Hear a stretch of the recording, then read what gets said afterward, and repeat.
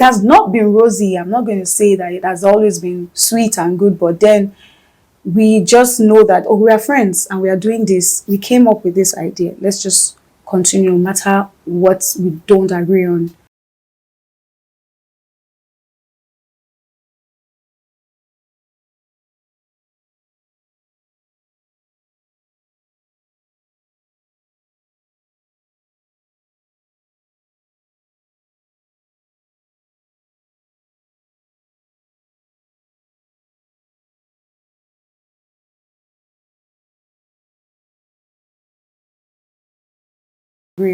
Today, it's different and I like it. I'm excited for it because we're going to talk about hair. And this is something that follows us all through our life. Yeah, especially as women, even men. Men grooming is really coming up right now, and there's lots of styles taking care of their hair and everything. Yes, and then, but I want to know why, because there are so many other things you could do, right? And did you study anything about beauty, hair care in the university or in school and secondary school? So how did you, what really motivated you to get into hair? Okay. All right.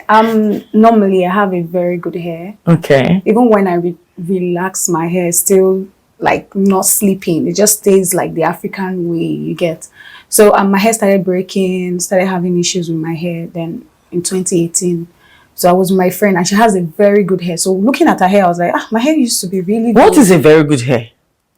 Like when you look at it, like look at this. Yes. You can see that it's healthy. Yeah, okay. It looks thick. It looks, the mouth is not breaking. Okay, like the hair is not shredding when you comb your hair.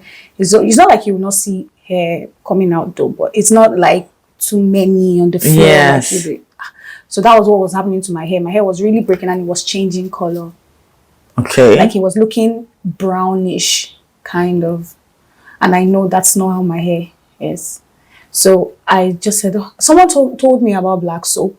Normally, I think black soap used to be for skin and all that. But she just said, no, you can use it to wash your hair randomly. And so that day I was just like, my hair is really breaking, you know. Then I just remembered, oh, black soap. I just told my friend, let's try black soap. What was black soap? It's this native... is it like this Dudu Osun soap? Dudu Osun soap, they already mixed it. So you get, it's not the normal, natural black soap that you get from the villages. And all that. Yes. So the black soap itself, you know, they have different types. They have the one that is just black and they have the one that is mixture of white. That's the real one from the source. So I just said, okay, let me get this thing. I just went to the local market and got it and just made it. Just black soap. I didn't add anything to it. And in fact, the ladder for consistency, like it was really good. I was like, this thing is not even supposed to be like this, but it was good and I felt good. Just one day, and I'm like, okay, let's try. My friend, we just had a conversation and she was like, even essential oil, you get this local essential oil, you just use the leaves and all that. And that was how we just started the conversation about hair product. We didn't want to make it for people though, we just wanted to try it. And then we tried it for 2 years and it was good before we came up with the name. And so it's both of you? Yes. Yeah, so it's out of like the personal need to treat your own hair, to have good hair, that you came up with the idea. But before then, growing up with your parents, did you have anything relating to self-care, beauty care? No. No, although growing up, I know my mom used to just take care of the hair. She would just, okay, sit down and then help you massage your hair, just help you. Also, you just need to look good with your hair because my family, we have very good hair. So she'll just help you do something and say, oh, we can go and all that. So that was just it, basically. And there's a relationship between like mothers or aunties making the hair of the younger one. How is this? Because I've always seen this.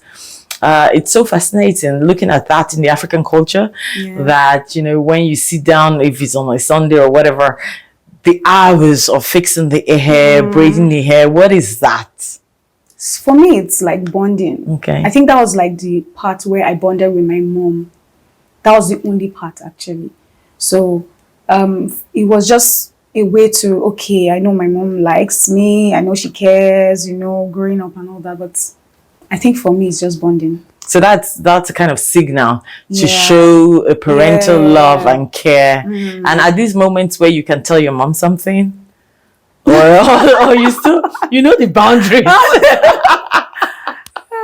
Well, we don't really agree, but I know she knows I love her, and I know she loves me. It's just normal misunderstanding. Yeah, parents, here and there. Yeah, and then are they aware now about your business? Yeah, and they're really supportive. My mom especially. That sometimes when I'm making products, because my partner traveled, she relocated, so most times in Lagos I'm the one that does the thing, then she will do ours in Canada, and it's fine, we just do it like that. She will help me, my mom will help me those nights where I just stay out late and all that. She'll just help me arrange if it's to put stickers and all that. She will do everything for me, then make sure that, okay, you're done, okay, you can sleep and all that. So yeah. Yes, that's very nice. That's very beautiful. But what was that moment? How did you both come to that conversation, you and your partner? That were you friends before, very close friends? Were you not scared starting a business with a friend? That's actually one thing I want to talk about. Initially, I have other businesses that I do, but I do it alone. So, but thinking about having a business with someone and my friend, you know, sometimes you think, okay, these things can actually make people go apart as friends. So I was like, I'm sure I can actually do this. But funny enough, when we started talking, it was just as if she was thinking what I was thinking and I was thinking what she was thinking. Anything she says is like, oh yeah. And then we just agreed and we continue. It has not been rosy. I'm not going to say that it has always been sweet and good, but then we just know that, oh, we are friends and we are doing this. We came up with this idea. Let's just continue, no matter what we don't agree on. We'll just do it. And so, yeah. Do you both of you share the same values in regards for where the business is going, and what will these values be? Okay, so for us, we want to make sure that women, especially, we know we have guys' product as well, but for women, your hair is your beauty. Sometimes I say it and it just looks like, I do makeup, but I know that when I carry my hair, the compliments I get carrying my natural hair, usually more than when I wear wigs. I wear wigs too, but then... Why, if you've got like a perfect hair, why is it you need to wear wig? Sometimes I get tired. So is it heavy work? No, it's not like it's heavy work. Like I style my hair Monday, Tuesday, Wednesday, and then Thursday I'm like...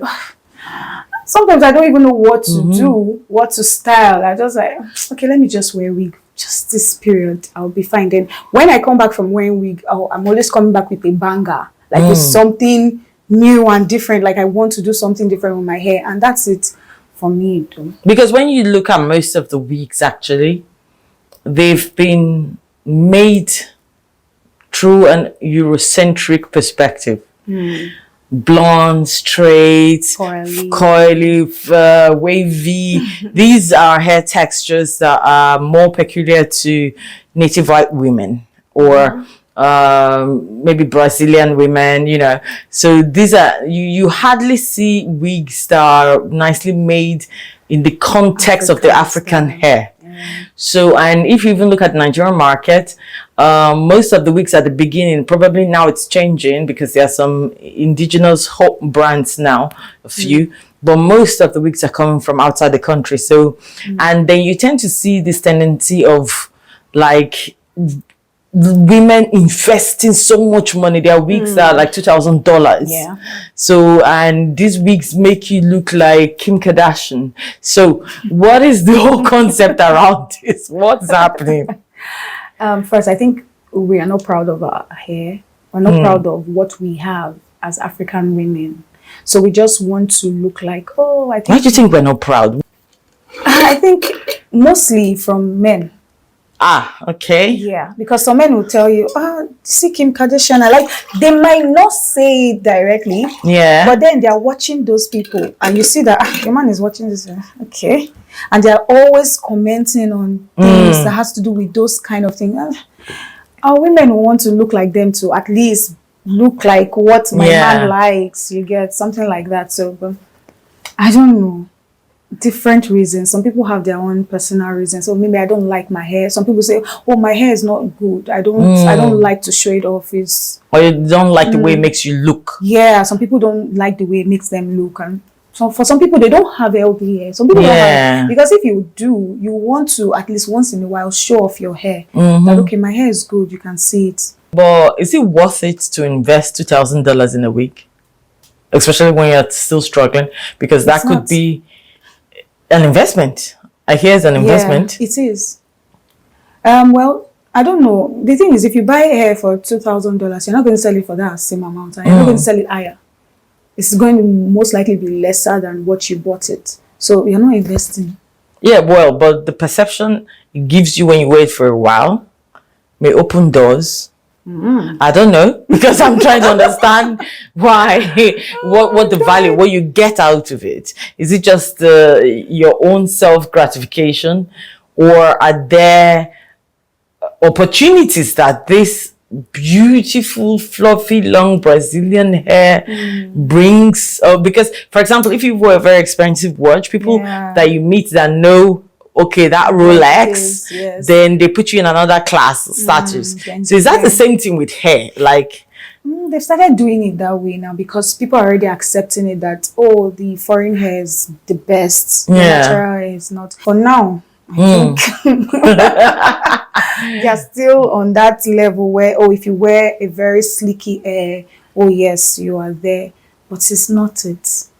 I don't think so. And I think also some celebrities too are making it look that way. Like, oh, if you're not wearing the latest hair, don't worry. So it's a kind of currency. Yeah. Why on earth will both of you now decide to start a business in this economic situation? Because I'm hearing left and right how hard it is in Nigeria, how hard the whole process of starting a business, the market, starting a business, especially producing the product, and then you have to still take it to market, and deal with customers and stocking and so were you not scared? If there's one thing about me is that I don't get scared about anything. I feel if you want to do something, do it. When we started, it wasn't like this. The economy wasn't this bad. It was. We started thinking about it and saying about all these things in 2018. Okay. But in 2020, we started production. But at that time, things were not so expensive that we could not afford to get it. This was the beginning of COVID. Yeah. And that didn't shock you? No. Okay. Because during COVID, I think I was doing something, so it was okay for me to bring out money to do it. Then she also was ready. And as long as both of us were ready for it, we just said, okay, let's just do it. And then we were looking at going for a fair, like an exhibition. So we just had to start early so that by the time we want to go for exhibition, we already had products to sell and advertise and make people know, because exhibition was for us to just show people that this is it, this is our product and all that. And it really worked out for us. Yeah, congratulations. I'm happy to hear. Yeah. So tell me, what was the first, how would you say for an entrepreneur, especially female-preneur, if you have an idea, what's the first thing that you should do? If you have an idea, I think you need to think about it. Do I really want to do this? Because I believe in starting. When you start, don't stop. Just keep doing it. It might be difficult, because definitely it's but you just keep doing it. Like, just think about it. Do I have the strength? Do I have the passion for this? Because if you do not have the passion, you cannot continue. Are you not worried about the market first? Or you don't think about the market? You think more from the passion perspective? I think more from the passion perspective, because people might not get it at the beginning. But because of your passion and people see the consistency, the market will come. Okay. Yeah. And then let's say you now have your product, right? Both of you celebrate that the product is out. First of all, do you advise starting with one product or make a range of products? It depends on how you see it. Like for me, I had the idea for shampoo. Okay. She had the idea for essential oil. And so we were like, okay, let's just put it together. this will work. When we started with just shampoo and essential oil. Then we now said, okay, let's add other things to it. Like for the natural hair, you want to twist your hair, we can have twist and coil. And we added just twist and coil. It was like after a year, we now brought in hair butter. So you can start with one. If one works for you and you want to push one out, it's fine. But if you want to add other things and you have idea for other things that can work with that particular one that you have, why not? And it's better to have them in groups. Okay. Like a set. Like a set. Yeah, it's better so that at least people will see that and say, oh, okay, if you're having just one, I think one is not really a good idea. In cosmetics. Yes. Okay. Because when they say they're like, okay, so I want to okay, like for example, like I just bring up a shampoo. Like, okay, what if I want to condition my hair? What if I want to add oil to my hair? There's nothing, it's just the shampoo. Yes. You have to be passionate, consistent, you have to have a good product. Yes. And then you have to be patient. Yeah. But patience is not going to pay the bill. It's not. Patience is not going to pay the bill. Like for me, Bloomy is like it's not like I'm making I'm doing it because I want to make, because I have other things that I do. So yes, those ones. What else you do? I do makeup. I do nails. Oh really? Yes. And I go grocery shopping for people. Oh my God! So you are the classic example of African multipreneurship. Yeah. Yes, because this is something. So there's a school of thought that says always that as an entrepreneur, you should focus on one thing and do it. And then on the other side, what I get to see in the practice is most entrepreneurs, especially in Africa, have parallel things going on at the same time. Loads of side businesses, then checking which now becomes the main business. Even when they have the main business and they are successful, they are still doing the other things. Why do you think that is? Okay, like, you just have to do other things to get money. Yes. In Nigeria. Like, you want to survive, you have bills to pay, you have things to do. Like, if I didn't have other hustles, I wouldn't have gotten money to do Bloomy. I would have just been waiting and saying, okay, let me just try one or two. You get, but I had other things going on that was using, because makeup was actually my first business that I started. What's the journey that both of you are on? As in, for your business, where you taking it to? Okay, yeah, we actually want to make sure that Bloomy, everybody knew about it. It's not possible though, but a lot of people get to know about it and know that you can rock your natural hair. Who is it for? For women, for men. So men buy my products. Okay, what kind of woman is a Bloomy woman? African woman. Yeah, actually, African woman. So you can use it. You can, even if you perm your hair, you can also use the product. Oh, really? Yeah. You can use the product for a perm. Is it good to perm the hair? Based on my personal experience, it's not good. Okay. For me, because it didn't work for me, it was not good for me. I think that was part of what damaged my hair at first. There's this, but probably this is a rumor, we will fact check this, that there are some relaxers with, I think it's lye or something in there that causes cancer. Okay, so I really don't know. I've heard that before, but I've not really sat down to say, okay, I want to talk about this thing or whatever. I'm just so particular about you carrying your natural hair. Just go natural, because those chemicals, they are really, really bad, because I know what it did to my hair. To your hair, yes. So, to the closing question, it's all about, what if you wake up tomorrow, you have everything that you need, everything is taken care of, the business is you go left and right in Lagos, you will find Bloomy. You don't need to think about anything financially, you are free from, and personally you have everything. What would you do? I have an NGO for teenagers. For teenagers? Yeah. What will the NGO do? Teach them, be their friend, because I realized, even growing up, when I became a teenager, it was as if everybody just left me. Like, I have just one elder brother and I have younger ones. So There was nobody. If I want to do something, there's nobody to tell me don't do this or advise me in a way. Is it that we don't understand teenagers, or the body goes through a hormonal state and change? Yes. So teenagers, they change. Yeah, we need to work with them. We cannot be shouting on them. They don't want to. They don't want to be embarrassed. Yeah. They don't want to feel ashamed.